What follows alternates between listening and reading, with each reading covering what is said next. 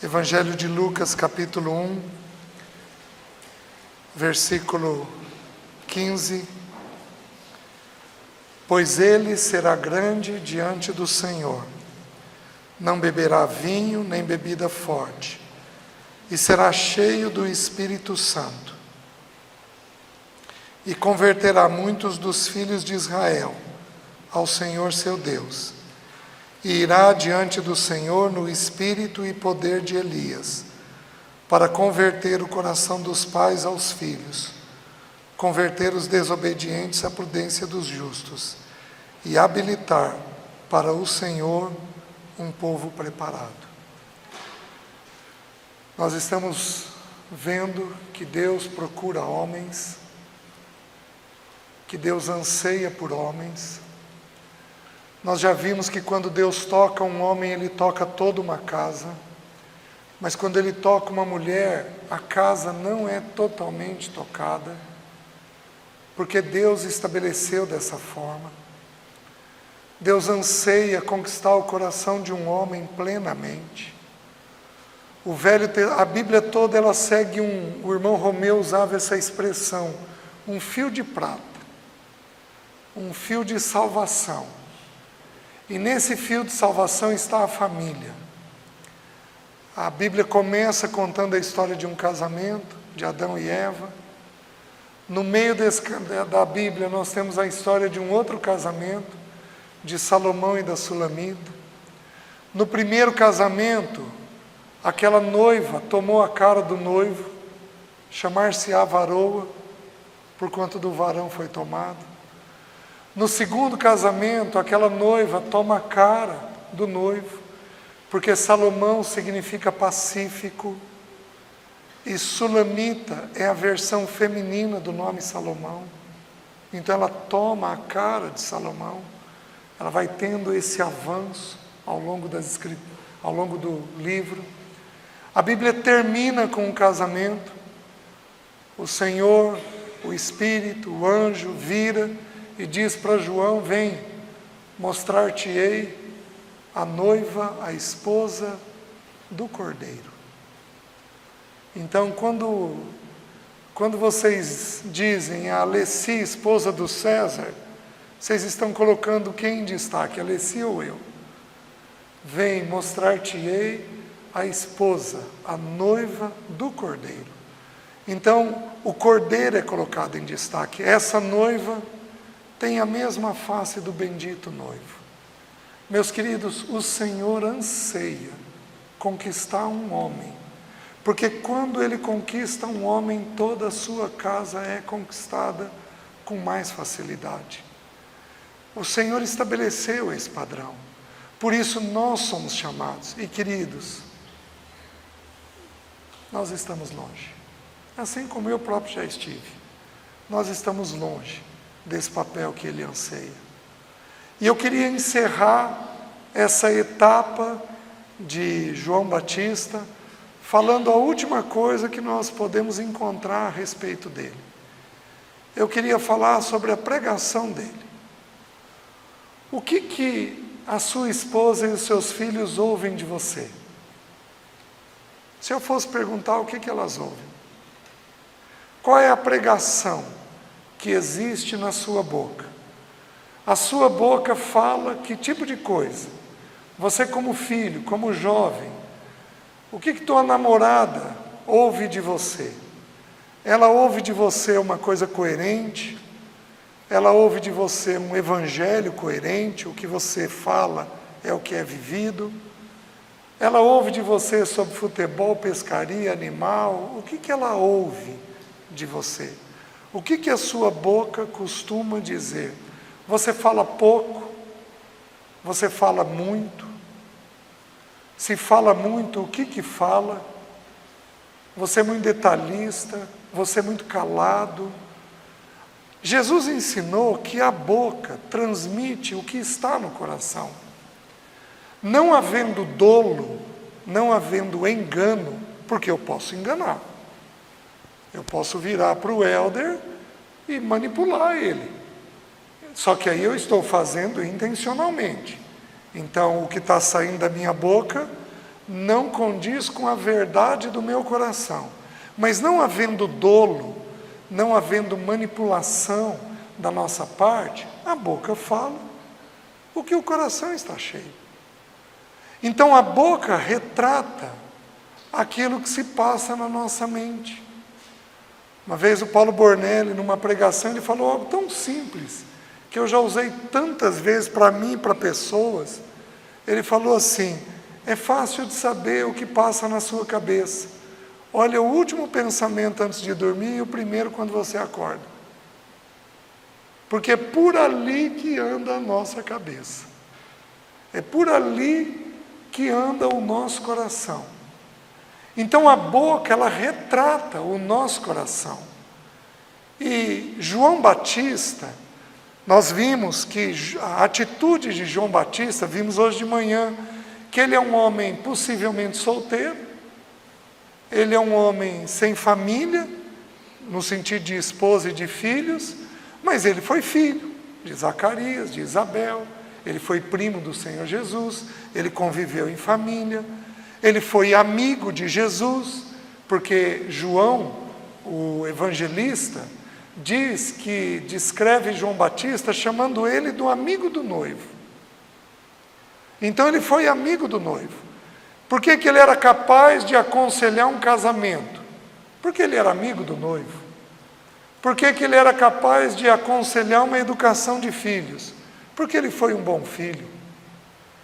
Ele era um homem que se posicionava diante das coisas.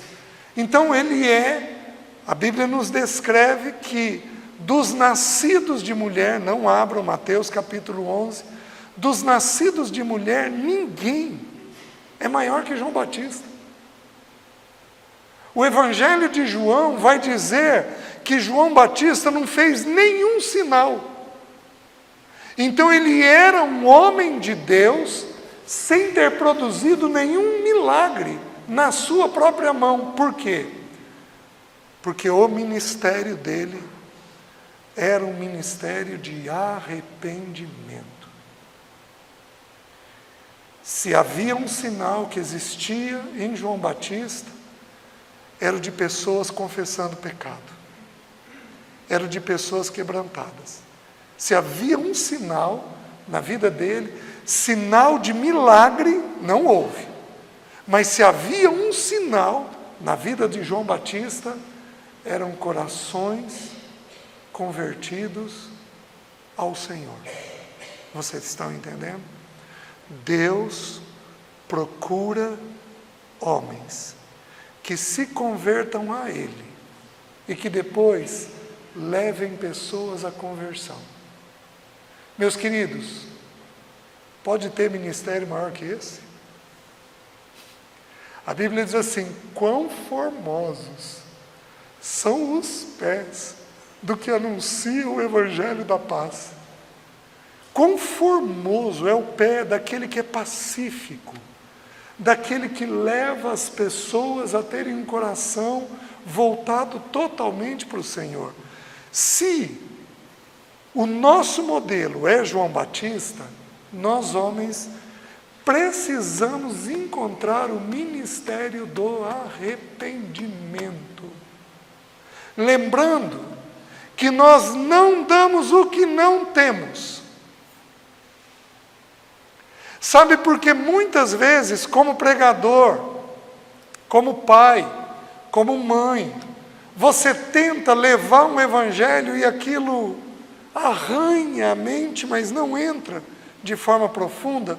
Um dos motivos, porque existem vários, um dos motivos é quando nós não temos autoridade naquilo que ensinamos.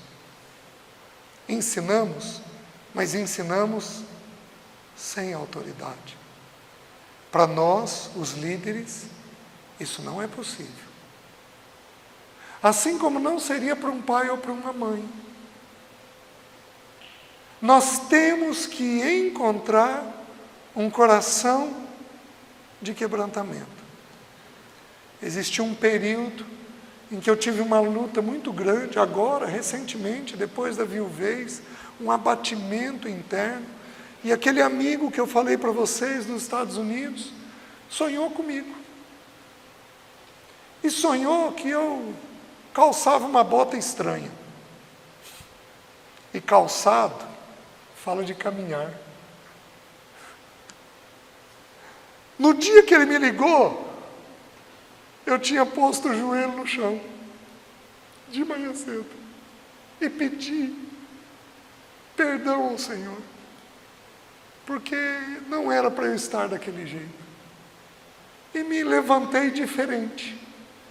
Eu fiquei tão feliz, porque no dia que o Senhor falou, eu já tinha encontrado quebrantamento antes. Mas fiquei muito feliz e com o coração muito temeroso, porque Deus falou com esse amigo. Falou aquilo que eu estava passando. Meus queridos, quando foi este ano que você pediu perdão a Deus? Quando foi este ano, eu estou falando com os homens, que você pediu perdão à sua esposa ou aos seus filhos? A grande maioria dos irmãos, se for honesto, vai dizer que não pediu perdão, nem a Deus, nem aos seus. Aí eu te pergunto, você não pecou este ano? Se for verdade, louvado seja o nome do Senhor. Isso é possível? É. Mas é comum? Não. Então nós não lidamos bem com arrependimento, nós homens. Nós homens. Eu devo ter pedido perdão para os meus filhos esse ano uma meia dúzia de vezes, para cada um. Eu tenho um pecado que é terrível. Se eu cansar, a minha mente fica ácida. E aí eu sou muito rápido em fazer comentários ruins, que às vezes, e de brincadeira, mas que às vezes machucam os meus. Então eu não posso ficar cansado, porque eu vou cair em pecado por causa disso. Isso acontece, dia seguinte, Senhor, passar a mão no telefone, filho, aquele comentário que o pai fez, preciso que você me perdoe, foi indevido, não posso, o pai está lutando com o cansaço, então me perdoa. Meus queridos, como é que nós vamos conduzir os nossos ao arrependimento se nós não lidamos com ele? Se nós não temos coragem de confessar nossas fraquezas? Como é que nós vamos ter autoridade para tratar uma esposa se nós estamos com um caminhão de pecado sem tratar isso com elas? Aliás, não queremos tratar elas porque não queremos tratar a nós.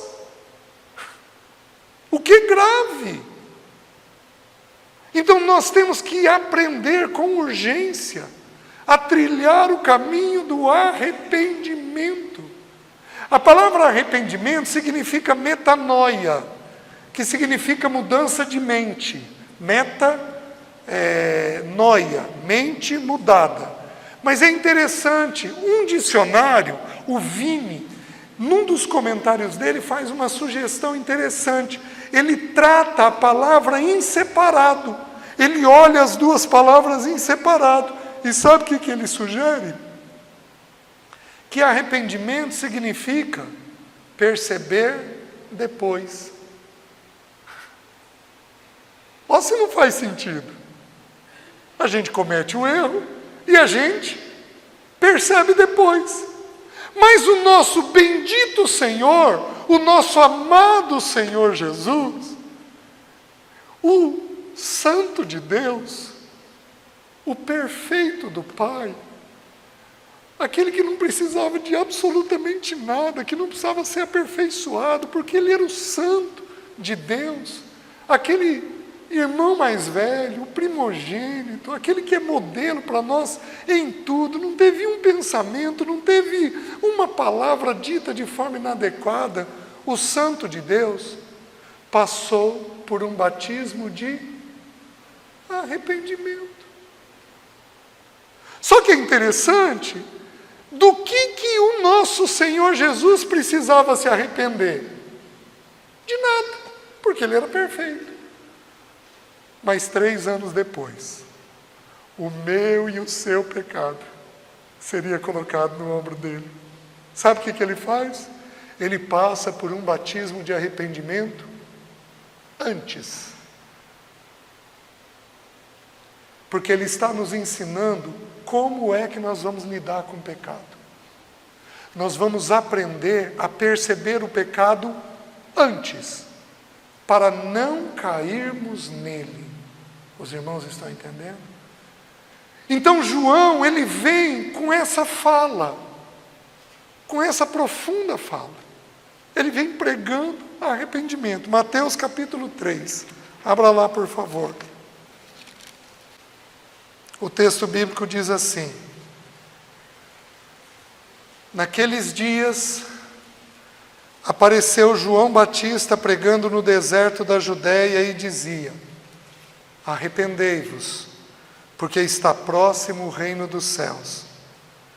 Porque este é o referido por intermédio do profeta Isaías, voz do que clama no deserto: preparai o caminho do Senhor, endireitai as suas veredas.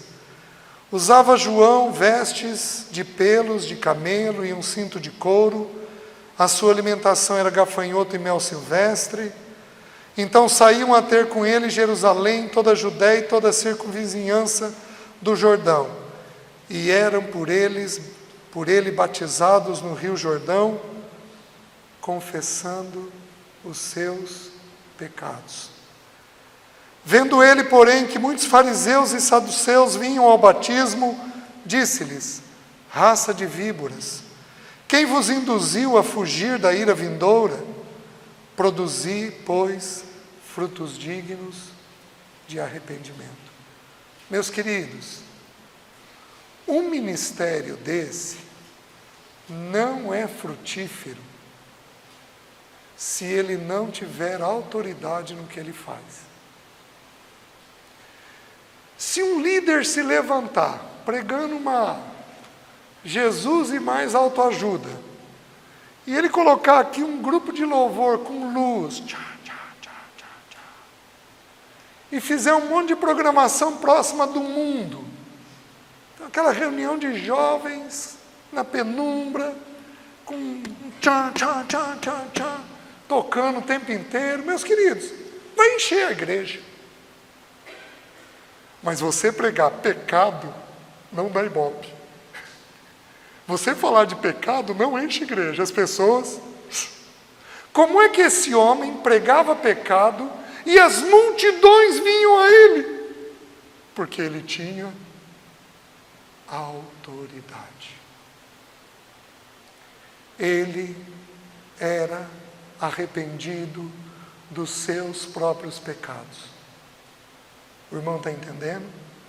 Você não vai conseguir atingir o coração da sua esposa, atingir o coração dos seus filhos, enquanto você próprio não resolver os seus pecados.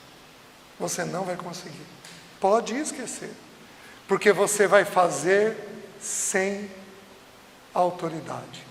Não há ministério bem-sucedido no que concerne a pecado, se você não for uma pessoa arrependida. Porque é a pior mensagem para prender as pessoas. Não é à toa que a grande maioria maciça das igrejas no Brasil não pregam pecado. A gente prega muita coisa, mas não pregamos. Quando foi a última vez que você ouviu uma mensagem do inferno? Sobre o inferno. Alguém aqui já ouviu mensagem sobre o inferno? Eu ouvi uma vez. Até tem um grupo grande aí que já ouviu.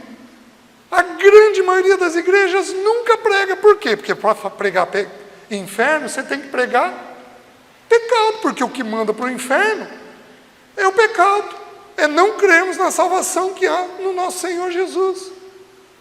Então nós homens temos que ser pessoas que têm coragem de lidar com os nossos pecados, para termos um ministério dentro de casa frutífero no que concerne ao pecado dos nossos. Se não, meus queridos, vai ser tudo manivelado, tudo vai ser por esforço. Mulher, mulher, mulher, quanto tempo eu estou pedindo, mulher, mulher, e nada muda. Sabe por quê? Porque quem está falando não tem autoridade. Quando a palavra autoridade apareceu na Bíblia, foi no Novo Testamento, foi quando aquele centurião foi até Jesus para curar o servo dele que estava doente.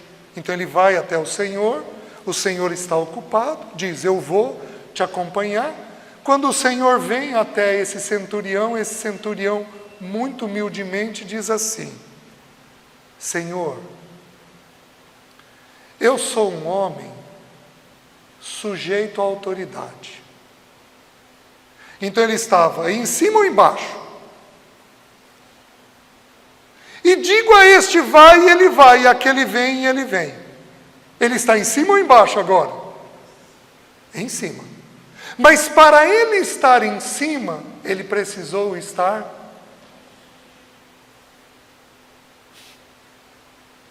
E daí, homem? É difícil confessar. É difícil falar. É difícil dizer. É difícil dizer que você tem pensamentos indevidos. É difícil dizer que o teu celular tem porcaria. É difícil dizer que você está em dívida. É difícil contar uma história. Queridos, é difícil. Eu sei. Eu trilhei todo esse caminho. Eu fui extremamente resistente ao Senhor. Porém, você tem que tomar uma decisão. Porque se você não for visitado pelo Senhor em arrependimento, a chance da sua casa mudar é bem diminuída. Uma coisa é uma mulher que está aqui que tem um marido não cristão. Essa Deus se faz o marido dela. Mas é uma coisa bem diferente uma mulher que está aqui cujo marido é cristão. É papel seu se submeter. Eu podia abrir, eu fiquei considerando diante do Senhor, Senhor, vou falar a lista de pecado para os irmãos. Eu podia abrir. Marcos, que é a primeira lista, 7. Romanos, capítulo 1, a segunda lista. Gálatas, a lista mais conhecida. As obras da carne são conhecidas e são. Primeiro relato, sexo, prostituição, impureza, lascívia, adultério.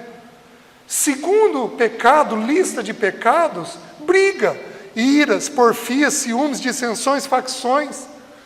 Terceira lista, compulsões, bebedices, glutonarias. Tudo isso, meus irmãos, nós temos. Tudo isso nós temos. Nós temos glutões, temos bêbados, nós temos gente indisciplinada, gente compulsiva, nós temos adúlteros no nosso meio, nós temos gente que sofre com pornografia, homem que sofre com pornografia, nós temos homens que têm problema com mentira, nós temos homens que têm problema com verdade, nós temos homens que têm problema com dinheiro, que devem. Ih, meus queridos, a lista é enorme. A questão é, o que você vai fazer? Sabe o que leva um filho a espontaneamente confessar um pecado para você? Quando ele viu isso no pai e na mãe.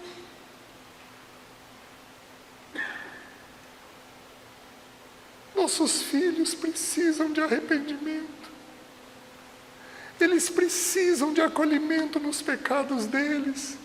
Eles precisam da graça de Deus derramada. Eles vão ver isto em nós.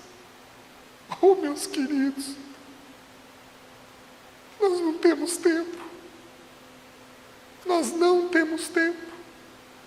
Você tem uma grande oportunidade com os seus filhos. É a oportunidade no tempo certo. Depois você ainda vai ter oportunidades, mas elas são diminuídas no potencial dela. Você tem uma grande oportunidade, que é no tempo certo, no tempo devido. Só que precisa começar em você.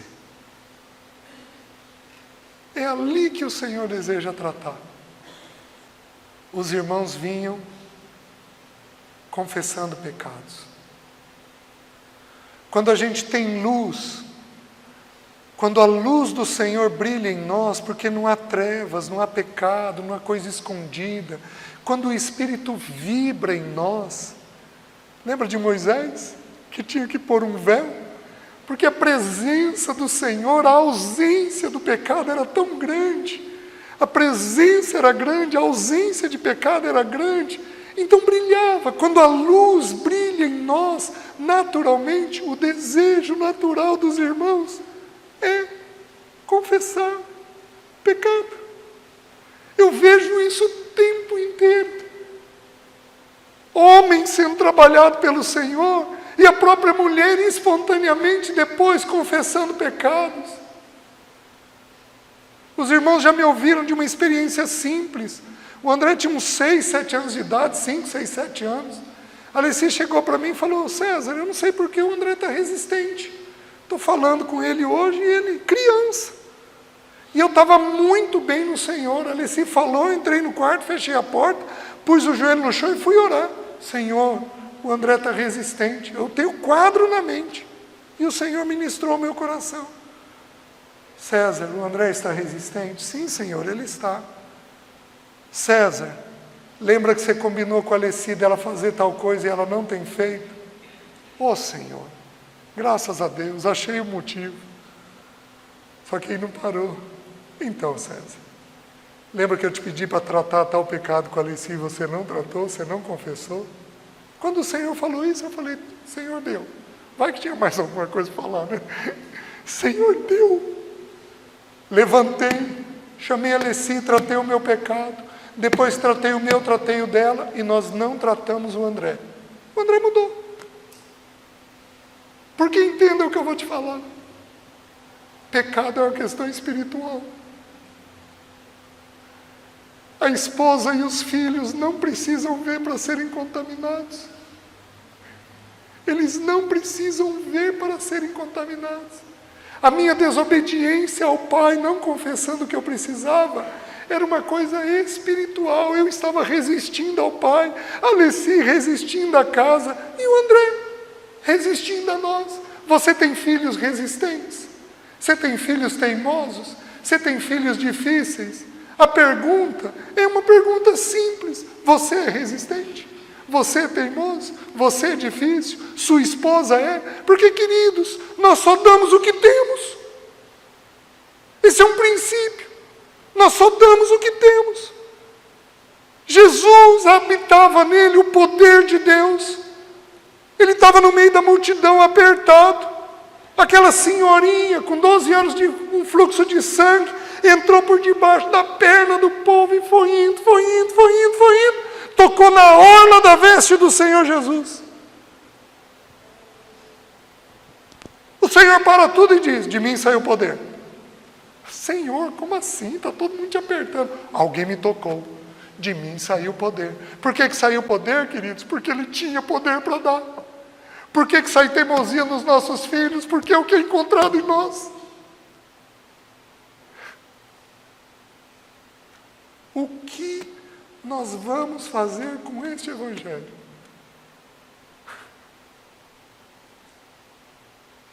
É um caminho estreito, mas é o caminho da salvação. Aí chegam os religiosos. Então a multidão vinha confessando seus pecados, porque João era luz diante do Senhor. Aí a multidão vem, logo depois da multidão, vem os fariseus e os saduceus, os religiosos. O que o texto bíblico está nos ensinando? Ou nós fazemos parte do grupo da multidão, ou vamos fazer parte do grupo dos religiosos. A gente vem para a igreja, está aqui, participa, canta, levanta a mão, adora, oferta. Mas, meus queridos, o Espírito permanece entristecido dentro de nós. E aí ele fala uma coisa que é marcante. Ele vira e diz: raça de víboras, quem vos induziu a fugir da ira vindoura? Produzi, pois, frutos dignos de arrependimento. Existem 4 frutos no arrependimento, que são frutos dignos de arrependimento. O primeiro é encontrado em Provérbios 28:13. Lá diz assim: aquele que encobre as suas transgressões jamais prosperará, mas o que as confessa e deixa alcançará misericórdia. Os 2 primeiros frutos: pecado tem que ser confessado e pecado tem que ser deixado. Você fazer só um dos 2 não resolve. Você tem um pecado lá de trás e você deixou ele, mas não confessou ele, meus queridos, isso é inadequado. É uma verdade que toda verdade tem uma hora certa para vir para fora. Isso é uma verdade. Então, às vezes, o Espírito vai levar meses para ganhar o nosso coração e dizer: é hora de confessar. É uma verdade. Mas, meus queridos, o Espírito vai levar a confessar e deixar. Então, quais são os 2 primeiros frutos do arrependimento? Confissão. A questão é: confissão a quem? A Deus? Sim, porque Deus perdoa os nossos pecados. 1 João 9, se confessarmos os nossos pecados, Ele é fiel e justo para nos perdoar os pecados e nos purificar de toda injustiça. Porém, nós somos perdoados, mas não curados. Porque Tiago 5,16 diz assim: confessai, pois, as vossas faltas uns aos outros, e orai uns pelos outros, para serdes curados. Muito pode por sua eficácia a súplica de um justo. Então a gente procura um justo. É perfeito? Não. Procura um irmão. E, meus queridos, se nesta localidade, eu estou aprendendo a conhecer vocês, existem líderes, tem ovelhas que vão à frente. Aqui, Campo Grande, as cidades aqui perto. Deus vai levantar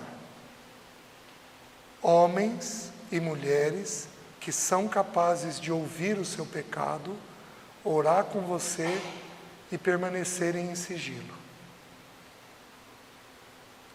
Porque se tem uma coisa que é triste, é você abrir uma área para alguém e essa pessoa abrir essa área com outra pessoa. Isso é triste.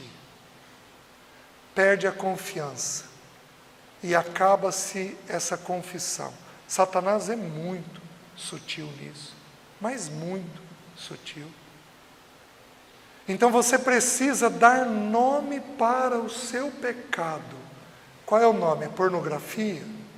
É dívida? É mentira? É omissão? É sexualidade? Qual é o nome do seu pecado? Seu pecado tem nome. E o que você precisa fazer? Achar esse justo. Irmão, eu quero me abrir. Meus irmãos, eu me converti com desordens sexuais. E o primeiro ano da minha conversão foi um ano de pureza e de santidade. Quando eu confessei para o pastor: irmão, estou andando em Vitória. Mas parece que foi eu confessar e ladeira abaixo. Aí foram 12 anos do Senhor me limpando, gradativamente. Ele me limpando, gradativamente. Limpando a minha mente. Eu tive no Paulo Bornelli um irmão E depois que eu criei coragem, eu tive na Leci. Leci foi graciosa, foi terna comigo, soube ouvir e foi me ajudando. E é impressionante porque a gente confessa e parece que aquilo é tirado com a mão. Uma coisa impressionante. A gente confessa e parece que a força do pecado é tirada com a mão. 1 João 9 diz isso. Confessai, pois, se confessarmos os nossos pecados, Ele é fiel e justo para nos perdoar os pecados e nos purificar de toda injustiça. O que é injustiça? Injustiça é essa inclinação que o nosso coração tem. Então Deus vem e nos visita naquela inclinação, e aquela inclinação vai ficando mortificada, até um dia que ela desaparece. Está lá dentro, não foi erradicada, mas ela não tem mais vida dentro de nós. Então você precisa confessar e deixar. Não tem jeito. Você precisa confessar e deixar. São os 2 primeiros frutos de arrependimento. Quais são os outros 2 frutos? Romanos capítulo 6, versículo 21.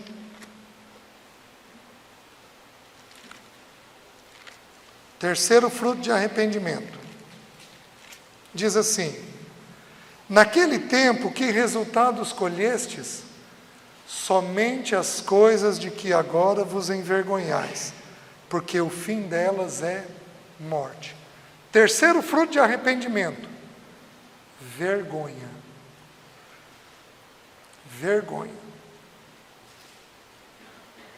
Meus irmãos,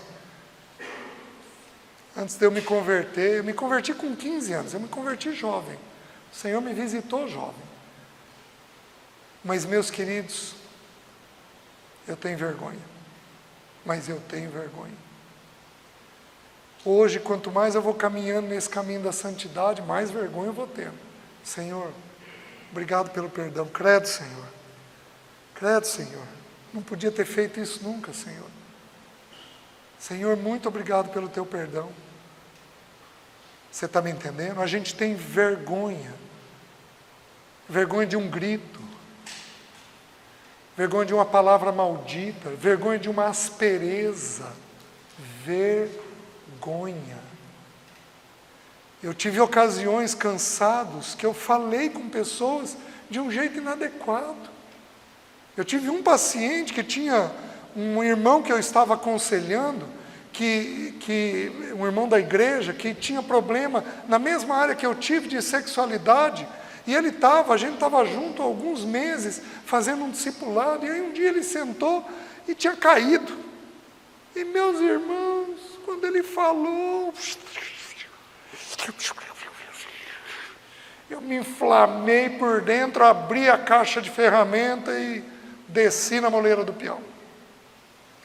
Quando eu estava no meio do caminho, porque você, olha o que você está fazendo, olha o que já fez, como tua esposa vai ficar, olha teus erros. Quando eu estava no meio do caminho, o Espírito Santo falou comigo: quem é você para tocar um filho meu desta forma? Ou você está esquecido dos 12 anos que eu te tolerei? Ele está há alguns meses na tua mão, essa é a tua atitude? Meus irmãos, mas que vergonha dele. Parei o discipulado, virei para ele, falei o que Deus tinha me falado, pedi perdão para ele e recomecei de novo. Pecado de língua, que todos nós temos. A Bíblia diz que aquele que domina a sua língua é perfeito varão.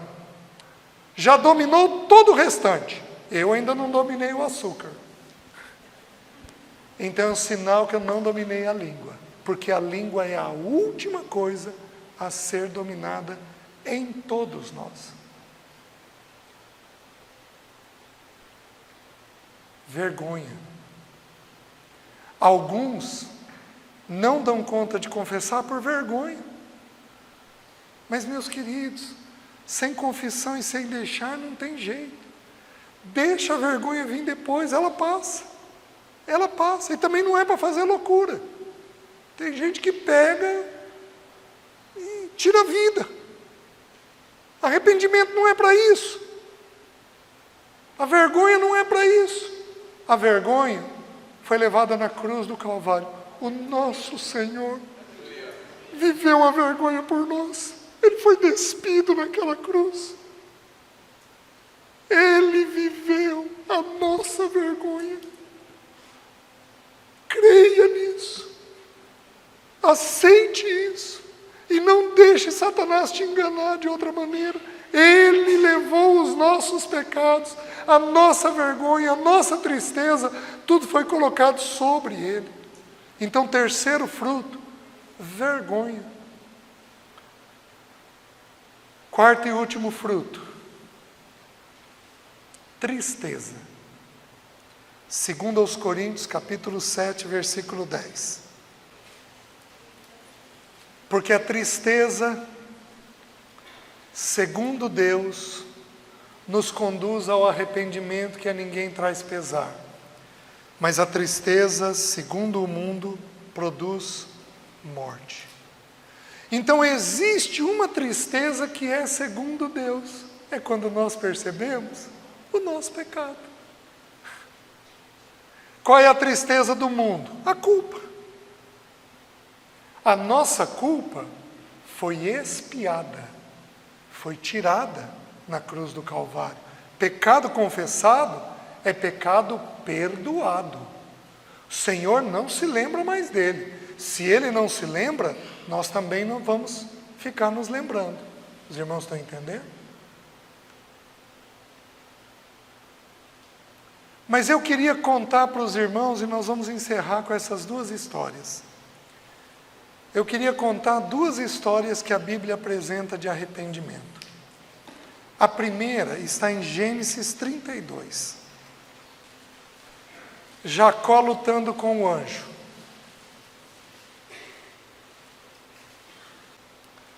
Levantou-se naquela mesma noite, tomou suas 2 mulheres, suas 2 servas e seus 11 filhos e transpôs o val do Jaboque. Tomou-os e fê-los passar o ribeiro.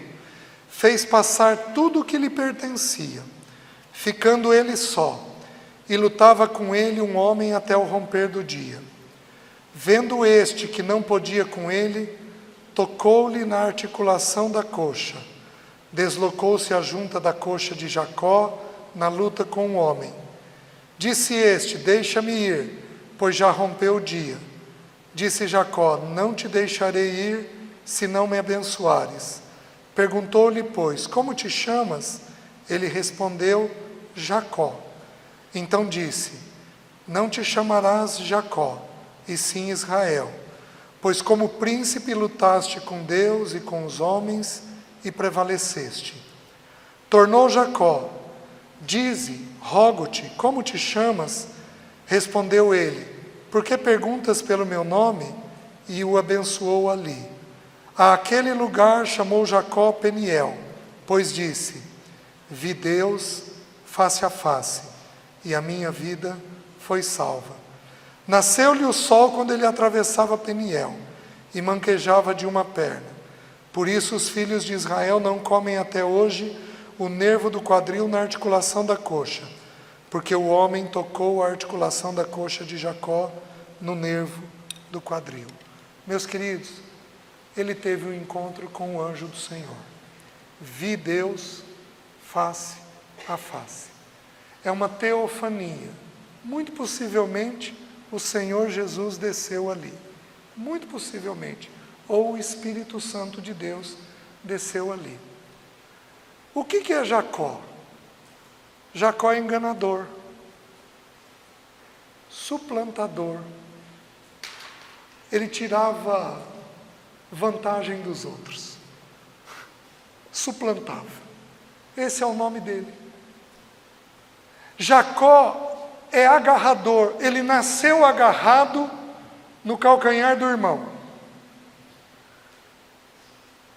Jacó, no desenvolvimento da vida dele, ele foi agarrado à barra da saia da mãe. Vocês sabem com que idade, possivelmente, que ele saiu da casa dele? Se não me engano, no cálculo que é feito, foi 62 anos. Quando você calcula a vida dele. E ele foi agarrado à barra da saia da mãe. Ele se agarrou a Raquel, porque ele amou ela. Vou trabalhar por você 7 anos. E ele trabalhou como se fossem poucos dias. Depois trabalhou mais 7. E ele foi se agarrando. Depois ele vai se agarrando aos filhos. E ele vai se agarrando ao bem, aos bens. Porém, ele nunca se agarrou ao Senhor. O que acontece? O Senhor prepara um momento para ele. Passa por um val. E ali tem um ribeiro. O Jaboque. Jaboque significa efusão, transbordamento.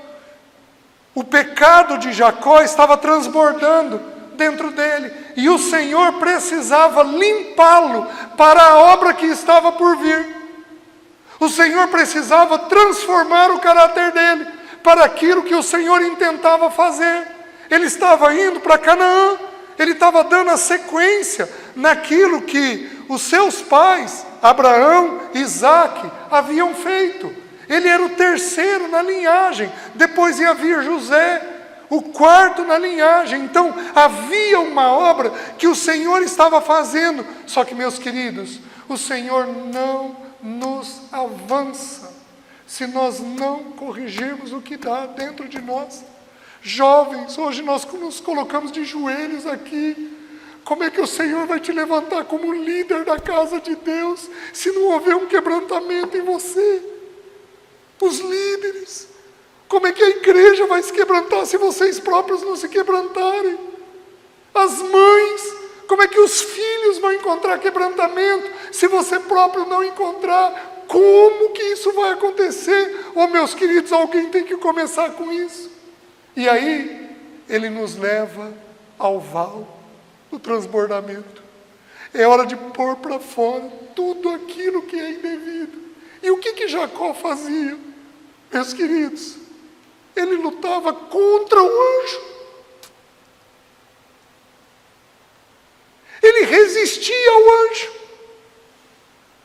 Como muitos de nós aqui estão em luta, como eu próprio resisti. Os irmãos já ouviram o meu testemunho. Levei anos para conseguir confessar, praleci os meus pecados. Depois que confessei, tudo foi diferente. Mas até eu confessar, o Senhor não podia me enviar. Porque como é que Ele ia me enviar em pecado, em sujeira, em trevas? Como é que eu ia abençoar os meus? Eu ia abençoar com sujeira, com trevas. Jacó resiste. E o anjo de Deus é o anjo de Deus.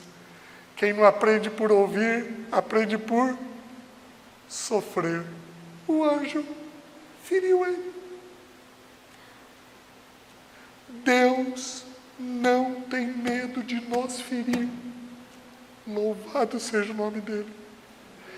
Deus não tem medo de nos ferir. O que Deus não quer é que o pecado predomine em nós. Feriu. E quando feriu, finalmente Jacó se agarrou a quem ele precisava se agarrar. Se agarrou ao anjo do Senhor. Em quem você vai se agarrar? No argumento da tua mente? Não, minha esposa não vai dar conta, ainda não é hora. Não, eu vou resolver isso daqui sozinho. Não, eu vou achar um irmão aí em outra igreja que consiga me ouvir e saber o que eu faço. Não, ainda não é hora de mexer, ainda não é hora de falar. Vai aparecer um monte de argumento na tua mente. Em quem você vai se agarrar? Porque só há uma possibilidade. Nós vamos nos agarrar ao verdadeiro, ao amém, à luz de Deus, aquele que é o verdadeiro de Deus. Nós vamos nos agarrar à verdade, e nós vamos, no tempo de Deus e da forma de Deus, confessarmos os nossos pecados. Ali, o nome dele foi mudado. O nome fala do quê? De caráter. Mas aí tem uma história que é mais complicada. Abençoada, santa, mas mais complicada. Abram em 2 Samuel.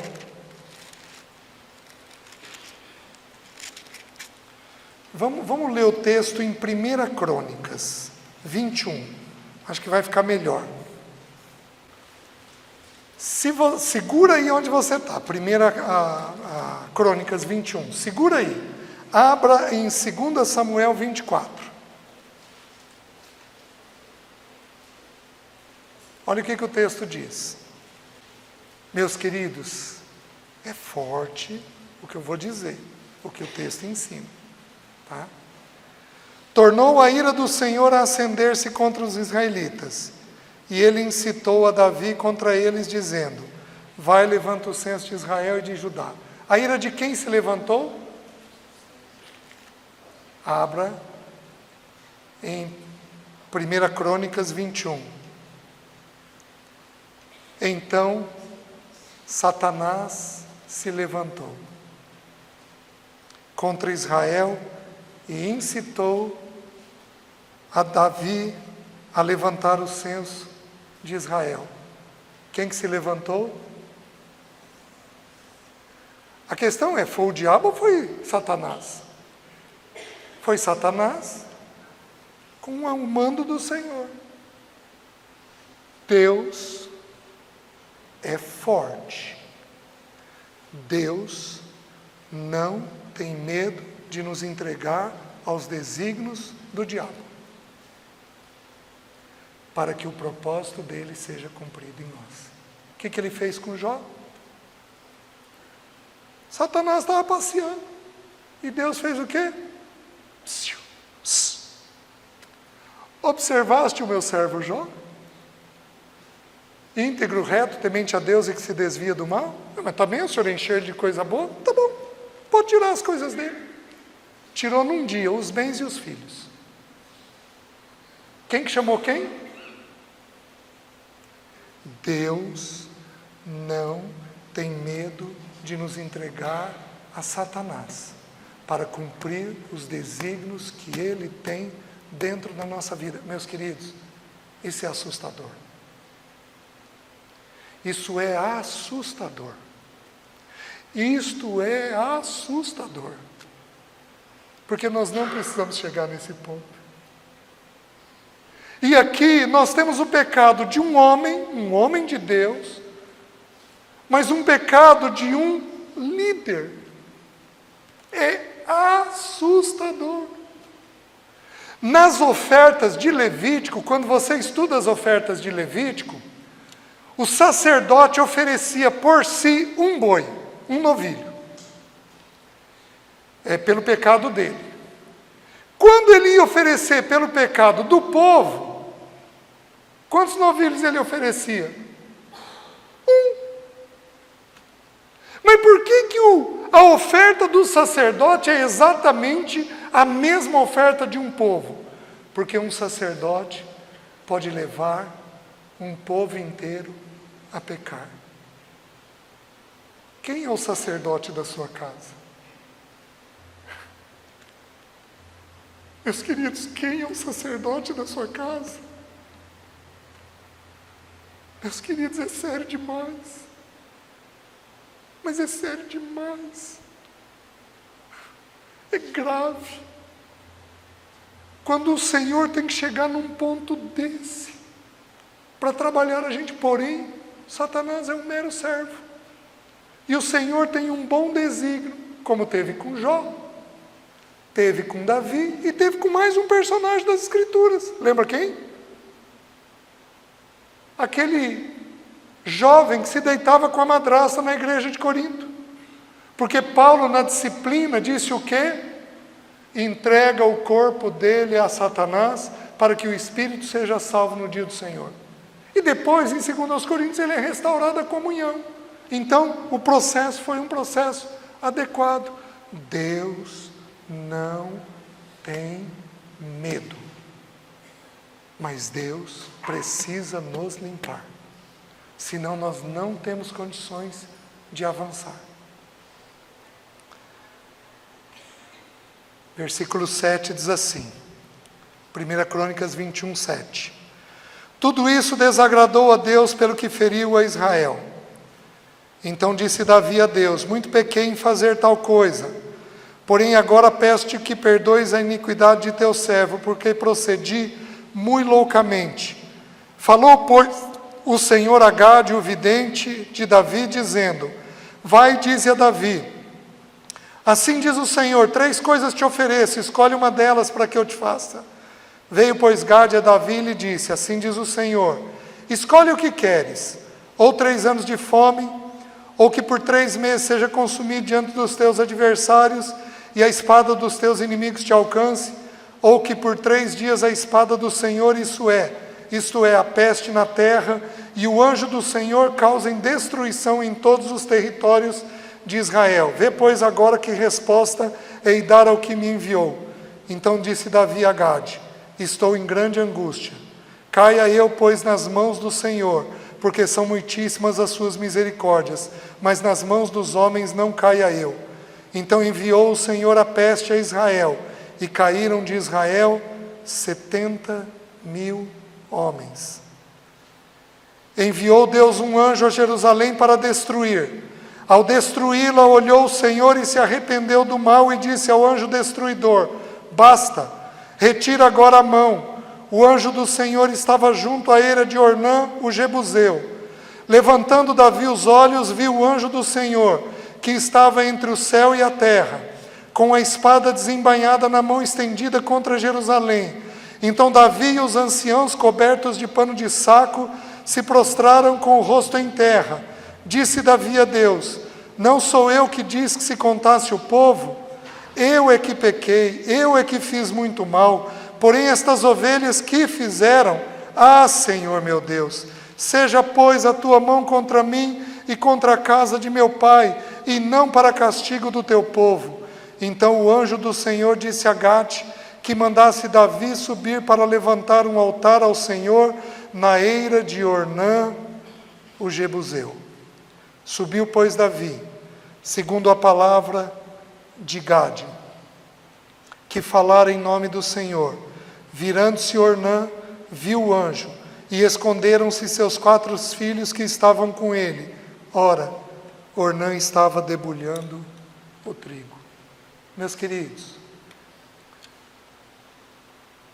quando o pecado não é tratado, ele tem consequência. Num líder, é no povo. Numa casa, é na esposa e nos filhos. É simples. Quem é responsável pelo pecado é quem pecou. O pai não levará o pecado do filho, nem o filho levará o pecado do pai. Ezequiel capítulo 18. A alma que pecar, essa morrerá. Então, o pecado é responsabilidade de quem peca. Mas a consequência não. Na vida familiar, um planta e todo mundo colhe. Na vida familiar, um planta e todo mundo colhe. Davi foi um homem de Deus, mas ele mandou levantar o censo do seu exército. Se não me engano, nas contas, eu acho que eu não anotei aqui, 1.100.000 homens e 470.000. Quase 1.600.000 soldados. Vocês sabem qual que é o número de soldados da China nesse momento? Cerca de 2 milhões. Israel é uma tripa. E o exército era equivalente a quase o exército da China dos dias atuais. Meus queridos, o peito estufa, mas nós estamos podendo. Para virar um Putin da vida é daqui para ali. Cheio de razão, cheio de orgulho, não apenas dele, mas de muitos judeus. E o que Deus fez? Feriu. Particularmente, eu não acho que o Espírito feriu pessoas que não tivessem o pecado. Particularmente, eu acho que o Espírito feriu aqueles que tinham esse pecado. pecado do orgulho, da soberba, da vaidade. E o que o anjo faz? O anjo usa uma figura. O anjo para na eira de Ornã. A eira é para quê? Para debulhar o trigo. O que você faz com o trigo? Meus queridos, meu pai plantava trigo. Fiz isso muitas vezes. O que você faz com o trigo? Você tira a casca, que é a parte mais bonita. Porque aquela casquinha dá um brilho. Sabe aquela imagem que a gente quer preservar? Sabe aquela pessoa que você quer preservar? Ih, Deus quer botar ela. Deus quer pisar nessa casca, porque o grão de trigo caindo na terra, se não morrer, fica ele só. Para romper, tem que tirar a casca.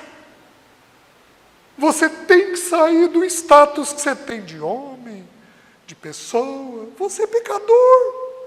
Não tenha medo de admitir isso. Não tenha medo de admitir isso. Somos pecadores regenerados pelo bendito sangue do Cordeiro.